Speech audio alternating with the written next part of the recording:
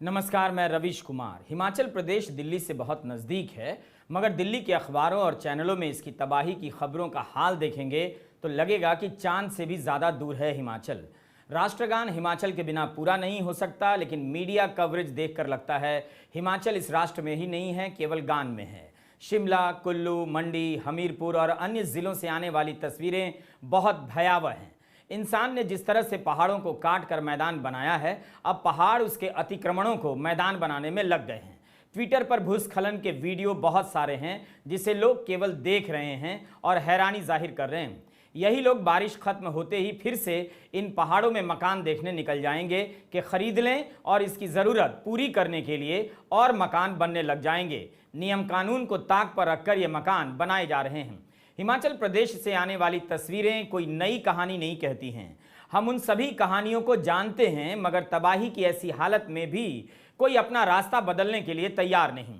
इस बार वहां से आने वाली कहानियां काफ़ी बड़ी और भयावह हो चुकी हैं। जुलाई महीने में भी हिमाचल प्रदेश में बारिश से भारी तबाही आई थी। अब अगस्त भी बीतते बीतते भारी पड़ रहा है, जबकि इस महीने में देश के कई हिस्सों में बारिश सामान्य से कम रिकॉर्ड की जा रही है, लेकिन हिमाचल प्रदेश में बारिश ज़रूरत से ज़्यादा हो रही है। मॉनसून के 90 दिनों में जितनी बारिश होती है, हिमाचल में उससे अधिक बारिश केवल 54 दिनों में हो गई है। पिछले कुछ वर्षों से बारिश के दिन हिमाचल प्रदेश पर भारी पड़ने लगे हैं। जुलाई के 21 दिनों में राज्य में 115% अधिक बारिश हो गई। सामान्य तौर पर यहां जुलाई के महीने में 165 मिलीमीटर बारिश होती है, मगर उस वक्त तक 354 मिलीमीटर बारिश हो गई। बताया जाता है कि कई दशक में यहां के लोगों ने ऐसी बारिश देखी है। जुलाई महीने की बारिश ने 50 साल के रिकॉर्ड तोड़े हैं। 9 जुलाई के दिन मनाली, सोलन, रोहडू, ऊना, धमरूर, हमीरपुर और केलांग में एक दिन की बारिश पुराने सभी रिकॉर्ड तोड़ जाती है। 7 से 10 जुलाई के बीच हिमाचल में आमतौर पर होने वाली 41.6 मिलीमीटर बारिश की जगह 223 मिलीमीटर बारिश हुई थी, सामान्य से 5 गुना से भी अधिक, वो भी 4 दिनों के भीतर। पिछले 19 वर्षों में केवल 3 अलग अलग वर्षों को छोड़ दें तो यहाँ सामान्य से कम बारिश हुई है, लेकिन इस बार बारिश ने कहर ढा दिया है। मीडिया में छपे आंकड़ों के मुताबिक इस साल बारिश के कारण हिमाचल में 361 से अधिक लोगों की मौत हो गई है। 2000 से अधिक घर पूरी तरह नष्ट हो गए हैं। करीब 10,000 घरों को आंशिक रूप से नुकसान पहुंचा है। 300 दुकानें तबाह हो गई हैं। 4700 से अधिक गौशालाएं नष्ट हो गई हैं। 2017 से 22 के बीच मानसून के दिनों में 8000 से अधिक घरों को नुकसान पहुंचा है। 16,000 जानवरों और पक्षियों की मौत हो गई है। करीब 10,000 मवेशी मर गए या पानी में बह गए। पिछले साल भी बारिश के कारण हिमाचल प्रदेश में 200 से अधिक लोग मर गए थे। हिमाचल प्रदेश में 1 जून से लेकर 30 सितंबर तक औसतन 730 मिलीमीटर की बारिश होती है, लेकिन इस बार मानसून के शुरुआती 54 दिनों में ही औसतन 742 मिलीमीटर बारिश हो गई। इतने कम समय में अगर पूरी बारिश हो जाए तो तबाही आनी ही है। हम न्यूज़ चैनल तो नहीं हैं, मगर लगा कि अपनी सीमाओं के बाद भी हिमाचल प्रदेश की त्रासदी को सामने लाना चाहिए। मीडिया की हालत बहुत बुरी है। उसकी खबरों का हाल देखकर लगता है कि प्राकृतिक आपदा से ज़्यादा बड़ी तबाही भारत के मीडिया के न्यूज़ रूम में आई है। किसी में बहुत ख़ास रिपोर्टिंग नहीं है, फिर भी हमने इसके लिए कई मीडिया रिपोर्ट का सहारा लेना पड़ा। यह वीडियो केवल हिमाचल प्रदेश के लिए नहीं है। आप किसी भी प्रदेश में रहते हैं, ऐसी प्राकृतिक आपदाओं को लेकर अब सचेत हो जाइए। प्राकृतिक आपदाएं कारों के बह जाने और पहाड़ों के ढह जाने के वीडियो देखने के लिए नहीं हैं, बल्कि थोड़ी मेहनत कीजिए और इसके कारणों के पीछे जाइए, वरना एक दिन पहाड़ गिरता हुआ या नदी बहती हुई आपके घरों में घुस आएगी। हमारे पास जो भी वीडियो हैं, हम उसी से अपनी कहानी को आगे बढ़ाएंगे, जो हमने स्थानीय स्तर पर संवाददाताओं से जुटाए हैं। ज़रूरी नहीं कि हम जिस जगह की बात कर रहे हैं उसी जगह का वीडियो हमेशा ही हो। हम कोशिश करेंगे कि वहाँ का भी हो, लेकिन हो सकता है कि वीडियो कहीं का भी हो और कहानी किसी और जगह की। यह बताना भी मैं अपनी जिम्मेदारी समझता हूँ। मगर यह वीडियो राष्ट्रीय राजमार्ग 305 का है। आनी से कुल्लू जाने का रास्ता। भूस्खलन से सड़क गायब हो गई है। जिस बोल्डर से पहाड़ों को काटकर विकास लाया गया है, वही बोल्डर मलबे में बदल चुके विकास को हटा रहा है। हिमाचल या पहाड़ी राज्यों में ऑल वेदर रोड के नाम पर सड़कों का निर्माण खूब किया गया, मगर इन बारिशों में ऑल वेदर रोड की भी पोल खुल गई है। उनमें भी दरारें हैं और सड़कें ध्वस्त हो चुकी हैं। अब तो अगस्त और जुलाई की तबाही में अंतर करना मुश्किल हो गया है। जुलाई की तबाही के आंकड़े अगस्त के सामने अब पुराने पड़ गए हैं, जबकि उसी से राज्य उबर नहीं पाया है। जुलाई महीने में भी खबर आई कि कुल्लू में ब्यास नदी के किनारे राष्ट्रीय राजमार्ग 3 का एक हिस्सा भारी भूस्खलन के बाद बह गया। हजारों मार्गों पर राज्य परिवहन निगम की बसों का चलना बंद कर दिया गया। भारी ट्रैफिक जाम लग गया राज्य भर में। कुल्लू में आनी बस स्टैंड के पास 8 इमारतें एक के बाद एक कर गिरती चली गईं। ये वीडियो बहुत ही वायरल हुआ है। यह सोलन परवाणू हाईवे है। कहीं पर सड़क पूरी तरह ध्वस्त हो चुकी है, कहीं पर दरारें आ गई हैं, कई जगहों पर किनारे से सड़क धंस गई है। भूस्खलन से कई जगहों पर इतना मलबा गिरा है कि रास्ता बंद करना पड़ा। अगस्त महीने में भी सैकड़ों जगहों पर सड़कें धंसी हैं और बंद करना पड़ा है। 14 अगस्त के आसपास 600 से अधिक सड़कों को बंद करना पड़ा। मंडी में बारिश से भारी तबाही आई, जहां 200 से अधिक सड़कें ठप हो गईं। इस वक्त हिमाचल प्रदेश में ट्रैफिक का क्या ही हाल होगा, लोग कैसे अस्पताल पहुंच रहे होंगे, आप इसकी कल्पना कीजिए। हजारों की संख्या में सड़कें क्षतिग्रस्त हो गई हैं। बद्दी में बालद नदी में आए उफान से पुल क्षतिग्रस्त हो गया है, 2 हिस्सों में बंट गया है। और मंडी का ऐतिहासिक पुल भी टूटकर ब्यास नदी में समा गया। ब्यास नदी में पानी के वेग से मंडी में और बंजार को जोड़ने वाला एक पुल बह गया। चमेरा में रावी नदी बाकन पुल को बहा ले गई। एक्सप्रेस में खबर है कि जुलाई में 9 से लेकर 12 जुलाई के बीच 3 दिनों के भीतर राज्य में 40 बड़े पुल क्षतिग्रस्त हो गए। जुलाई के आखिरी 2 हफ्तों में 15 पुलों के क्षतिग्रस्त होने की खबर ट्रिब्यून अखबार ने छापी है। इन सूचनाओं के संकलन भर से अंदाजा हो जाता है कि जुलाई और अगस्त की बारिश ने हिमाचल प्रदेश में कैसी तबाही लाई है। करीब से देखने पर इनका स्वरूप कई गुना ज्यादा भयावह दिखता होगा। आमतौर पर राजधानी को मीडिया कवरेज में तवज्जो मिल जाता है, लेकिन जनता के अरबों रुपए विज्ञापन डकार जाने वाला गोदी मीडिया शिमला से किस तरह की रिपोर्टिंग कर रहा है, यह देखना आपका काम है। हिमाचल प्रदेश से आने वाली तस्वीरें बता रही हैं कि यहां भयंकर भूकंप की तरह की तबाही आई है। शिमला कालका नेशनल हाईवे का भी हाल बहुत बुरा है। शिमला में इस बार पेड़ खूब गिरे हैं। मीडिया रिपोर्ट में यह आंकड़ा मिला है कि 350 से अधिक पेड़ बारिश के कारण उखड़ गए। यह कोई सामान्य पेड़ नहीं है, बल्कि देवदार के पेड़ हैं। आदेश दिया गया है कि खतरनाक पेड़ों को जल्द से जल्द काटा जाए। जिनके गिरने से खतरा माना जा रहा है, उन्हें काटा जा रहा है या उखाड़ा जा रहा है। यह अपने आप में दो तरफा तबाही है। बारिश के कारण पेड़ गिरने वाले हैं, गिर गए हैं, और इनके गिरने से दूसरी तबाही ना आ जाए, इसलिए पेड़ों को काटा जा रहा है, जबकि मिट्टी को पकड़कर रखने वाले पेड़ ही होते हैं। राजधानी शिमला में बारिश की तबाही का चेहरा ये पेड़ बनते जा रहे हैं। पता चल रहा है कि हमने पहाड़ों को कितना कमजोर कर दिया है। इन पेड़ों को काटना हटाना भी आसान काम नहीं है। जिला प्रशासनों के पास कितने ही लोग होते होंगे, उसकी क्षमता ही कितनी होती होगी, उससे भी कई गुना ज्यादा बड़ी त्रासदी आ गई है। केवल पेड़ ही नहीं गिर रहे हैं, जिले के ग्रामीण इलाकों में मकान या तो दरक रहे हैं या कई सारे गिर चुके हैं। इन मकानों में रहने वालों को अपना ही घर मौत का कारण लगता होगा। जीवन की सारी पूंजी लगाकर घर बनाया, अब वही घर भरभरा कर गिर रहे हैं। शिमला में भी 200 से ज्यादा सड़कों को बारिश के कारण अवरुद्ध करना पड़ा था। 14 अगस्त को यहां के समर हिल में पुराना शिव मंदिर है, बारिश के कारण धंस गया। 20 लोगों की इस दुर्घटना में मौत हो गई। 11 दिनों तक यहां बचाने का ऑपरेशन चला, तब जाकर मलबा हटा और शवों को निकाला गया। हिंदू में शिमला के पूर्व डिप्टी मेयर टिकेंद्र सिंह पवार ने लिखा है कि यह मंदिर एक गॉर्ज के भीतर बनाया गया था, जहां नहीं बनना चाहिए था। और तो और शिमला के एक बाहरी इलाके के लिए वाटर सप्लाई सिस्टम भी यहीं बनाया गया है। एनडीआरएफ, एसडीआरएफ, पुलिस के जवान, सेना के जवानों ने महत्वपूर्ण भूमिका निभाई। इस हादसे में एक परिवार के 7 लोगों की मौत हो गई। लोग इस वक्त असहाय हैं। अब यह त्रासदी इतनी बड़ी हो चुकी है कि सरकार केवल पैच वर्क कर सकती है और जनता प्रार्थना कि ऐसी बारिश फिर ना हो।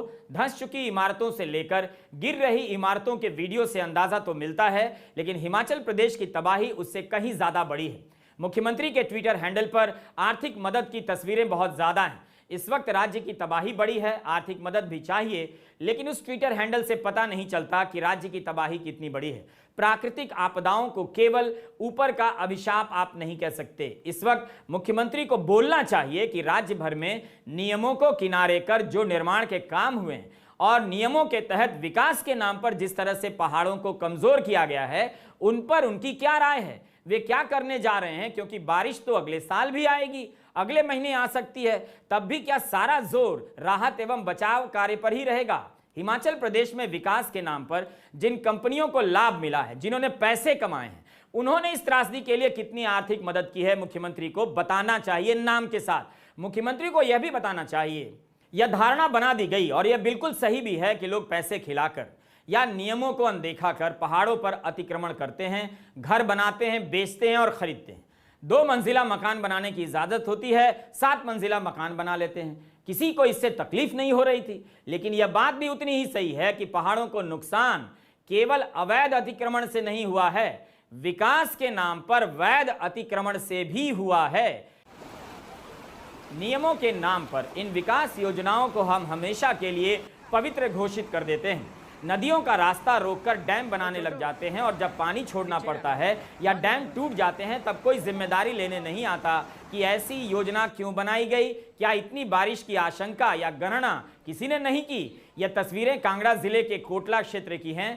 पोंग बांध से पानी छोड़ने पर कोटला एवं आसपास के क्षेत्र की सड़कें टूट गई हैं, लोग पलायन कर रहे हैं। यह जो तबाही आप देख रहे हैं केवल भ्रष्टाचार और अतिक्रमण का गठजोड़ नहीं है, इसमें विकास की योजनाओं की भी भागीदारी ज्यादा है। आबादी को भी बहाना मत बनाइए, बाहर के लोगों ने भी उसी अनुपात में हिमाचल में घर खरीदे हैं। अफसोस कि इन दोनों के बारे में गंभीर रूप से फिर से विचार करने की कोशिश नहीं दिखाई दे रही है।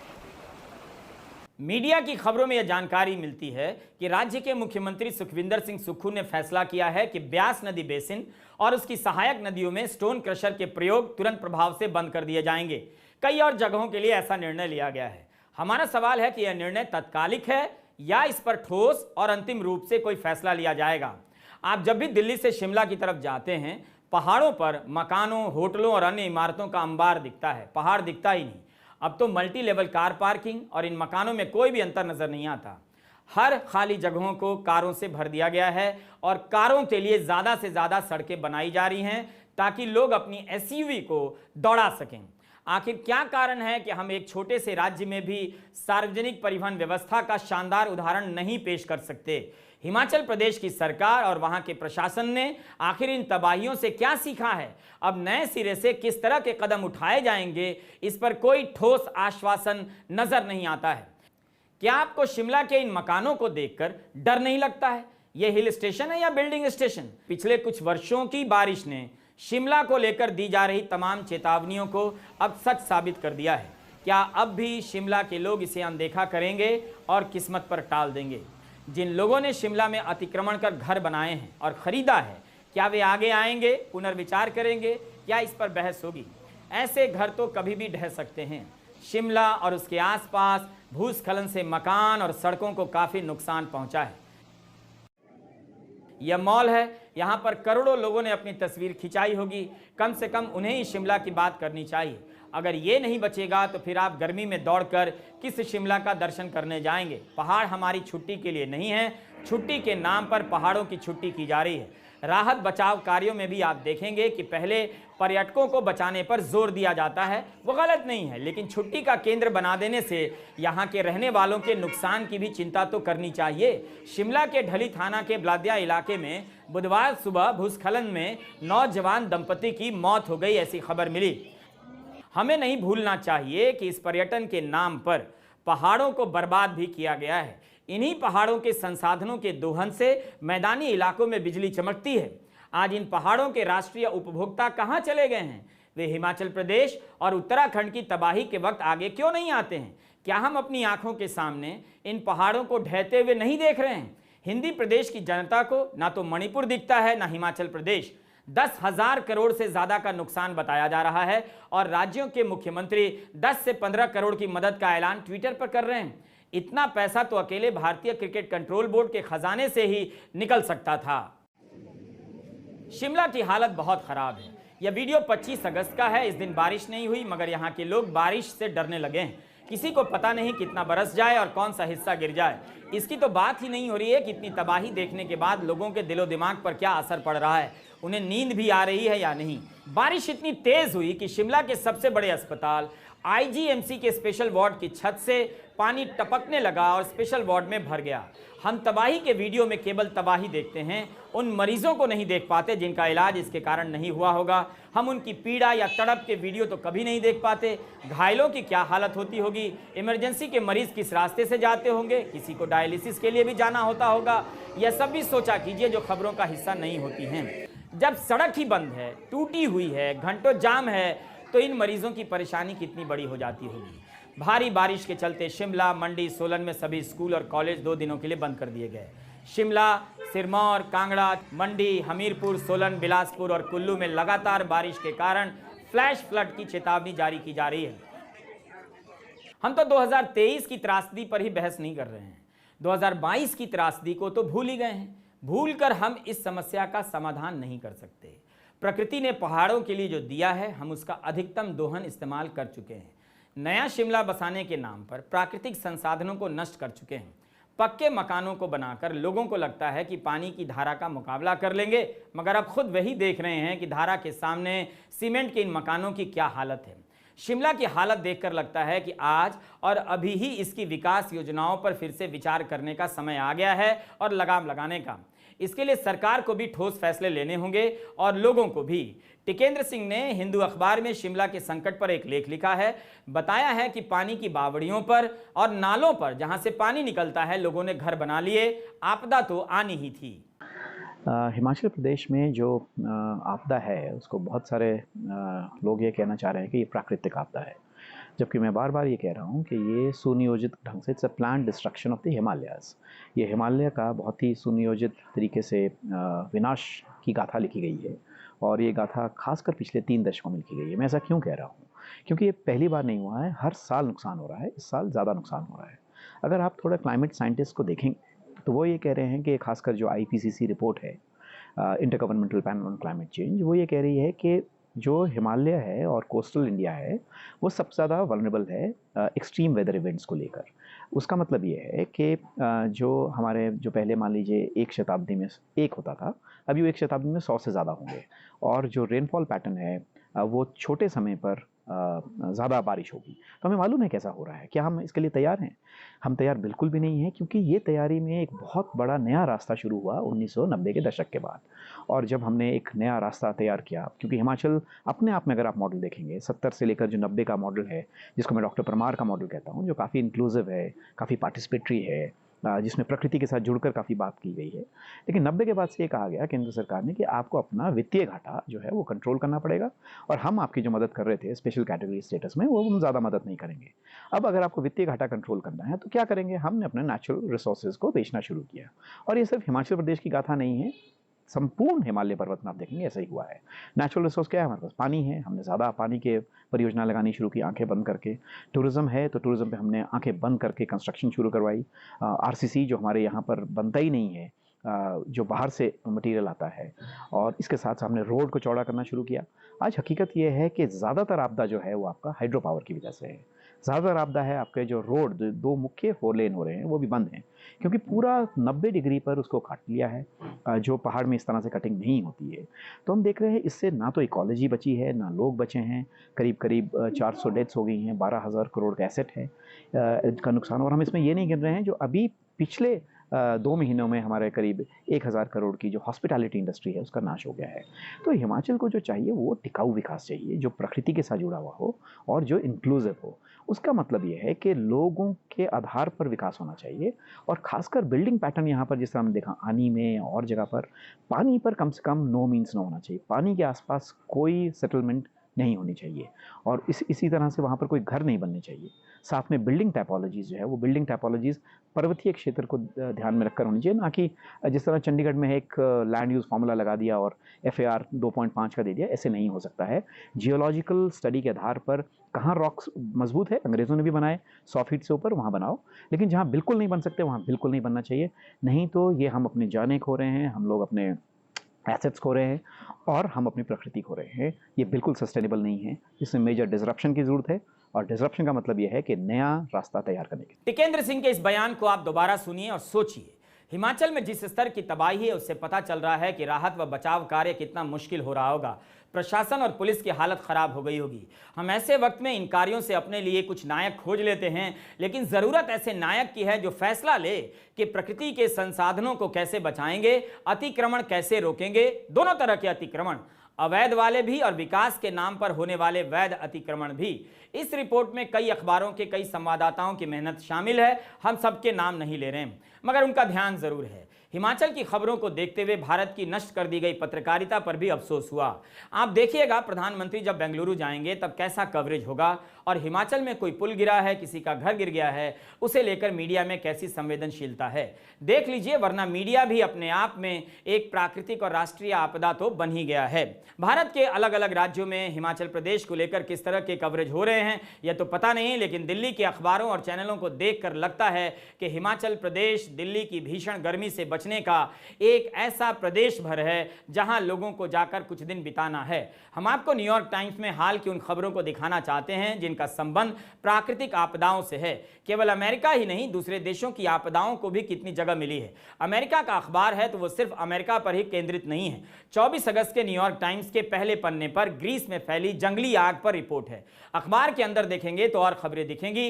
9वें पन्ने पर ग्रीस की जंगली आग पर विस्तृत रिपोर्टिंग है। ये भी देखिए, अगर पृथ्वी का तापमान बढ़ता रहा और समंदर गर्म होता रहा तो मछलियों की याददाश्त पर असर पड़ेगा, ऐसी खबर छपी है। वे अपने बचाव करने में कम सक्षम रह पाएंगी।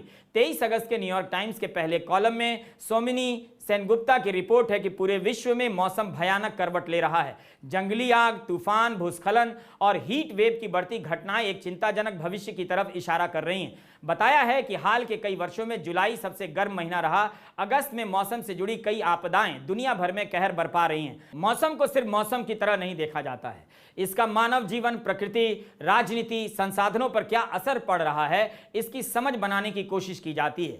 इन अखबारों में किसी किसी दिन जलवायु परिवर्तन की तबाही पर कई सारी खबरें छपती हैं, बड़े आकार में छपी हुई हैं और तमाम जानकारियों के साथ। मैं 1000 बार कह रहा हूं, गोदी मीडिया से आप सावधान रहिए। यह अपने आप में प्राकृतिक आपदा है।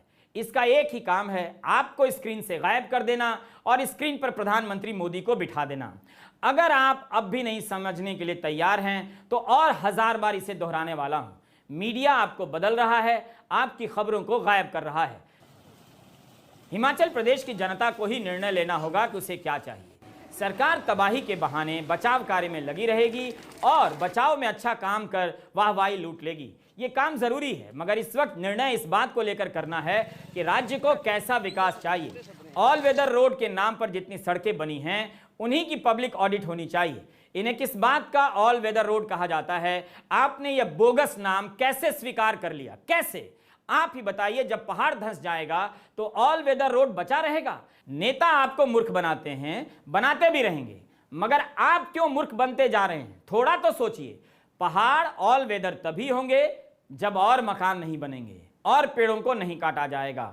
और दिल्ली के अमीर ये सोचें कि उन्हें एक ऐशगाह बनाने के लिए हिमाचल प्रदेश में ही घर क्यों चाहिए। अगर आप ये सोचते हैं कि सारी समस्या की जड़ वहां की जनसंख्या है तो आप सही नहीं हैं। हिमाचल प्रदेश के लिए प्रार्थना आप बारिश से मत कीजिए, आसमान की तरफ देखकर मत कीजिए, लोगों से कीजिए कि जागिए और 4 लेन के नाम पर बन रही सड़कों को एक बार देख लीजिए। 2 दिन की बारिश में सैकड़ों सड़कें बंद कर दी गई, सड़कें ध्वस्त हो जा रही हैं। घंटों